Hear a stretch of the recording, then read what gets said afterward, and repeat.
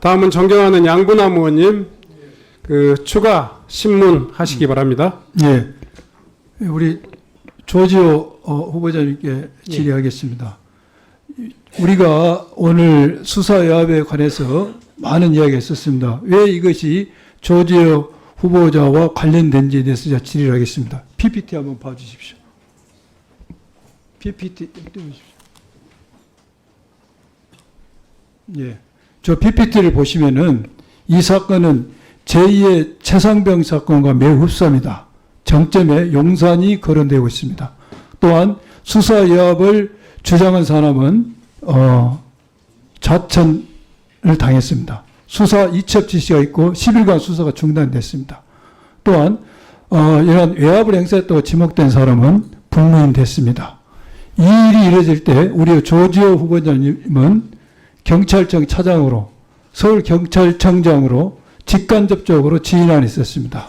이 사실을 알고 있었음에도 가만히 있었다면 묵인한 것이 되고 이걸 몰랐다면 업무 장악력이 떨어진 겁니다. 본인이 알아서 판단하십시오. 또 이 사건은 우리가 최혜병 사건과 같이 최혜병 사건도 경찰이 가지고 있는 수사권을 스스로 포기함으로써 국민적 사달이 났습니다. 또한 이 수사외압 사건도 비슷합니다. 앞으로 경찰이 어디까지 본인들이 가지고 있는 권한과 권리를 외압에 굴복하여 권한을 포기할 것인지, 그러게 됐을 경우에 우리 국민들에게 얼마만큼 손실이 올 것인지는 후보자가 잘 알 것입니다. 지금 수사권이 검찰에서 경찰로 넘어가 있는데 과연 중립성과 독립성에 대해서 잘 생각해 주시기 바랍니다. 세 번째는 지금 조병로 경무관에 대해서 우리가 불문이 됐습니다. 5년 동안 인사혁신처에서 경무관 이상 피징계자에서 33명을 의결했는데 불문은 혼자 나왔습니다. 낙타가 바늘길을 통과할 정도로 어려운 관문을 통과했으면 잘했습니다. 그런데 제가 이 과정을 보면은 왜 그렇게 됐는지를 오늘 자료를 보면서 봤습니다. 이것은 윤희관 경찰청장이 조병로 경무관에게 감봉 2개월 청구했지만 대국민 사기극을 벌였습니다. 짜고친 고소되었습니다. 지금 백여론 경정은 계속해서 세관 직원 연루 부분을 빼달라고 이야기했다고 보고 있습니다. 그런데 여기 감찰 결과를 보면은 세관 연루, 세관 직원 확인, 사건 확인 금지 이걸로 낮춰서 징계 요구를 했습니다. 징계 사실이 틀려요. 세관 연루 직원을 빼달라는 게 아니라 그런 있는지 확인 금지, 확인 전환한 것을 했다고 했습니다. 여기서 경찰청장이 언론에 나오니까 사실을 낮춰서 청구하고 인사혁신처는 거기에 대해서 확인 전화라고 볼 수 없다 해서 불문했습니다. 짜고친 고소도 그랬어요. 여기서 생각할 때 왜 이런 짜고친 고소를 했을까? 어마어마한 손이 작용했다고 볼 수밖에 없습니다. 상식적으로.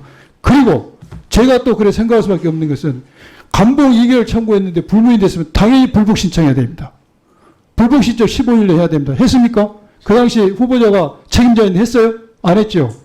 그건 제가 책임자가 아닙니다. 그건 경찰청장이 책임자입니다. 아니에요? 예. 그러면 본인 밑에 있는 직원에 대해서 관련된 직원에서 했는데 거기에서 건의했습니까? 불복 신청하자고? 안 했죠? 조병로 경무관은 그때 경기 남부경찰청 소속이기 때문에 서울청 소속 공무원이 아닙니다. 그 조병로 경무관이 그러면은 거기에 대해서 경찰청 현재 후보로 오를 정도의 고위직이라면은 이 부분에 대해서 불복 신청을 이제 2004년 6월 달에 있었죠. 이제 2004년 6월에 징계가 있었으니까 거기서 불복 전차를 취했어야 됩니다. 통지로부터 15일 안에 하도록 되어 있는데 잠깐 책임 소재가 어디에 있든지 간에 그 불복자를 취했어야 되고 그것은 경기청장이 되든 계산을 따져봐야 되는데 안 했던 겁니다.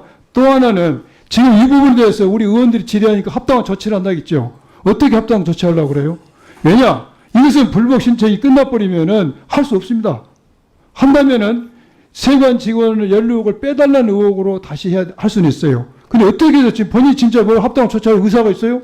뭘 어떻게 하겠다는 거예요? 아까 제가 말씀드린 거는 인사 조치할 의향이 있느냐 이렇게 인사 조치가 아닌데 거기에 합당한 무슨 추가적인 징계 조치를 하겠냐고 우리가 물어봤는데요.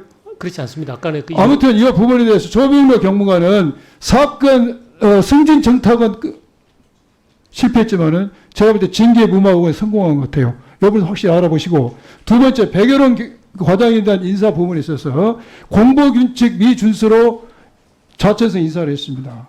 그런데 이 부분에 대해서 감찰이 실시하고 나서 경고 조치했어요.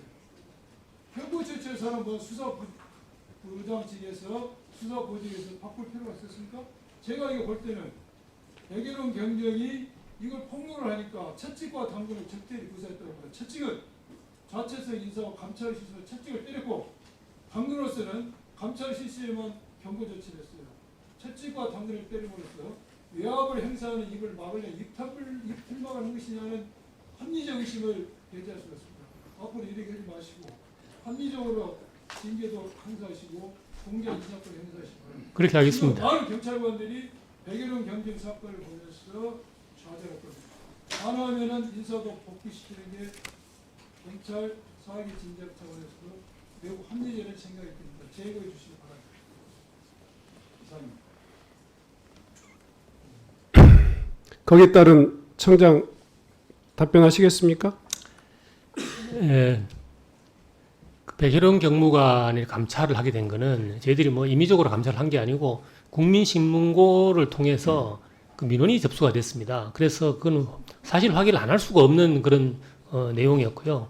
그 결과 경고 조치를 했는데 경고 조치 우리 존경하는 양분의 의원님께서 당근이라고 말씀하시는데 경고 조치는 당근이 아닙니다.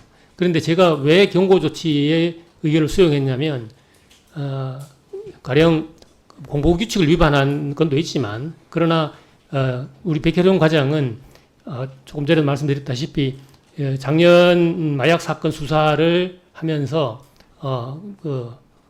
그런 공도 있고 그리고 공보규칙을 위반한 과도 있습니다.